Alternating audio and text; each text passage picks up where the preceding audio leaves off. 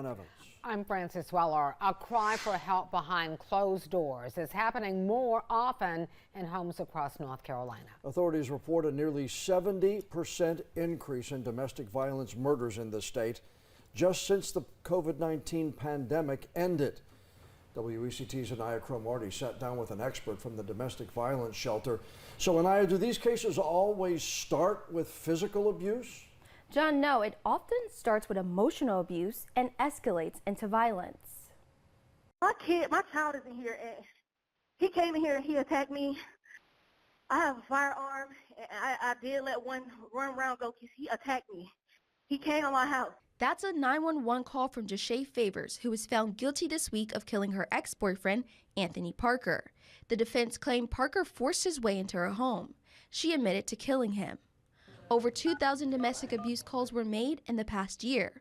Since the pandemic, homicide cases have increased by 70% in North Carolina. Experts say that could have something to do with isolation. The survivor may have previously been able to go to work and talk with a manager or coworker, or been going to a routine doctor's appointment and be able to be screened by a nurse. They didn't have access to those resources, and they were trapped in the home with their abuser. In 2021, Mary Ann Baralt was killed at a tennis club full of people. Her killer? Her husband. Since then, her daughter Rachel Knowles has held a charity event called Raise the Racket to raise money for the domestic violence shelter. And just a year ago, Darius Tyshawn Williams was arrested for the homicide of Cynthia Danielle Allen. There was a history of violence. William had been charged with assaulting Allen 3 different times prior to her murder. We talk about domestic violence. What we're really talking about is power and control. So one person in that relationship feeling entitled to control other parts of their partner's life. Recent numbers show domestic violence victims have been staying in shelters longer.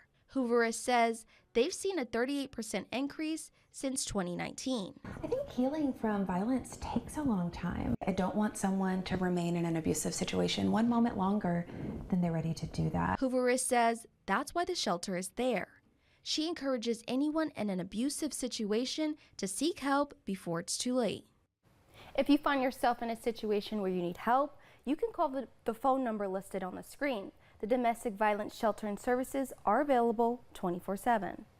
Along with helping get those victims out of those relationships, Anaya, what other services do they have available at the domestic violence shelter?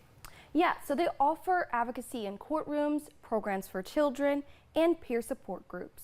Let's hope folks who need it can reach out and get it. Anaya, appreciate the story. Thanks.